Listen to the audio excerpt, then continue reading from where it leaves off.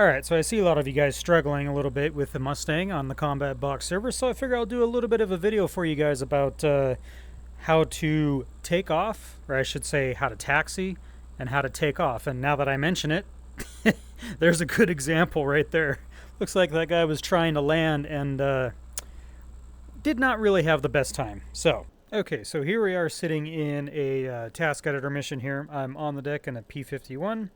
The very first thing I'm going to do is I'm going to set my trim. Now, the default position for all my trim tabs is going to be 0 on the rudder, 0 on the aileron, and actually the elevator in its neutral position is giving you a little bit of tail heavy trim. Meaning that the aircraft wants to nose up. So we're going to start with the elevator trim. And we're going to set that to 0 position, which should be roughly right about there. And then we're going to give ourselves at least 5 degrees right of rudder trim. Now that we've got that all set, let's go ahead and start the engine. Going to get our mixture set full forward, RPM, full forward, crack throttle about an inch or two, and we'll wait for the engine to start up.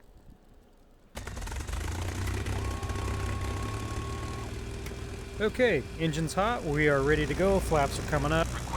Now one of the biggest issues that I see people have with taxiing out in the Mustang is they ground loop a lot. And a ground loop is where you get moving forward, the aircraft wants to go hard left or hard right, they overcorrect, and all of a sudden you're spinning 360 on the ground.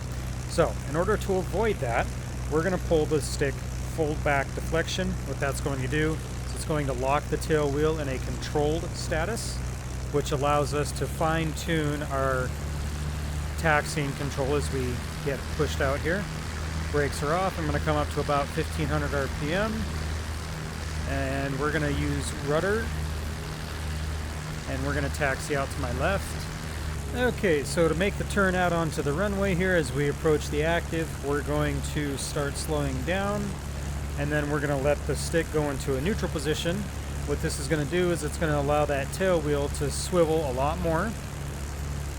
And this is where people kind of get into trouble. What they do is they start using their rudder on top of their brakes, and then they end up with a ground loop. Right now I'm just using toe brakes to align myself on the runway. Alright, there we go. We're going to come to a full stop. Alright, next biggest mistake I see with people when they try to take off is they leave the stick in the neutral position. Not only does this cause issues with the aircraft yawing left and right as it's starting to go down the runway, but when the tail tries to come up, it can cause a very uncontrollable status of the aircraft.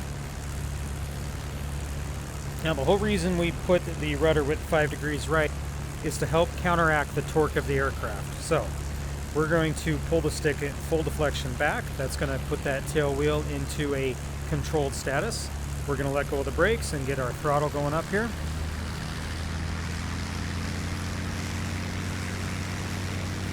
Slowly push it on up to full throttle. Now, as you notice there, I'm not jamming it full. We're going to keep the stick in full deflection until we hit about 50 indicated. Then we're going to let go into the neutral position. And the aircraft is going to automatically bring its tail up like that. Once we get above 100, we're going to rotate by pulling back. And the Mustang comes right into the air, no problem. Raise the gear. And then we're going to correct our trim on our rudder, and we're going to move it back towards the neutral position. This is Falcon. Be aboard. Over. Falcon, proceed with your mission. And there we go. The Mustang's in the air. Easy to do. It's not bouncy at all when you do it properly. Okay, so now let's go ahead and talk about landing the aircraft. And landing is just as easy as it was to take off, so long as we follow some very basic rules. Now, I'm on my downwind leg of the approach right here, and I am parallel to the runway. In general, that's basically how you want to set yourself up as you approach an airport. You want to be parallel to your intended landing runway, and you want to be on the downwind leg. So the wind should be behind your aircraft because you always want to land into the wind. So I've got the runway off my 3 o'clock. I'm going to descend, get my altitude down to about 500, and I'm going to do that by pulling back the power. And what I want to do here is, as I descend, I want to get the runway off to my 4 o'clock position once I pass the end of the runway. So I'm passing the end of the runway now. And my airspeed's right about 200, so right now I can start dropping some flaps. There's nothing wrong with that. I don't want to drop gear until I get below that yellow line on airspeed. And the runway's right about 4 o'clock, so now I'm going to bank into my base leg of my approach. And my altitude's right about 700 feet. That's pretty decent for an approach. Airspeed's low enough, I'm going to go ahead and drop my gear. I'm going to drop another notch of flaps here.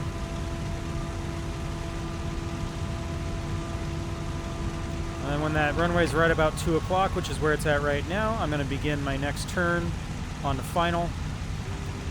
And we're going to drop flaps the rest of the way. Now, like I was saying before, one of the biggest issues I see people have when they try to land is they're just going way too fast. So as you can see here, my approach speed is about 130. And that's more than enough airspeed to keep the airplane in the sky.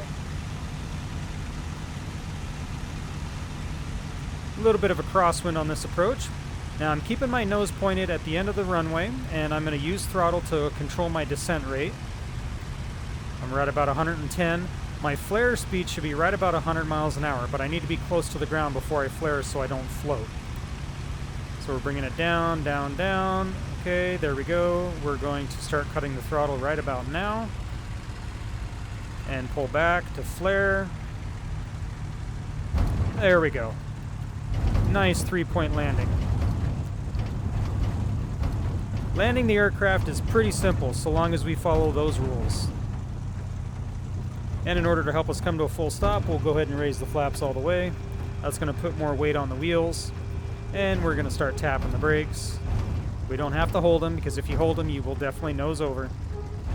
And if you notice, I have got full deflection on the stick as well to put that tail wheel into a controlled status. That way I'm not doing any ground looping.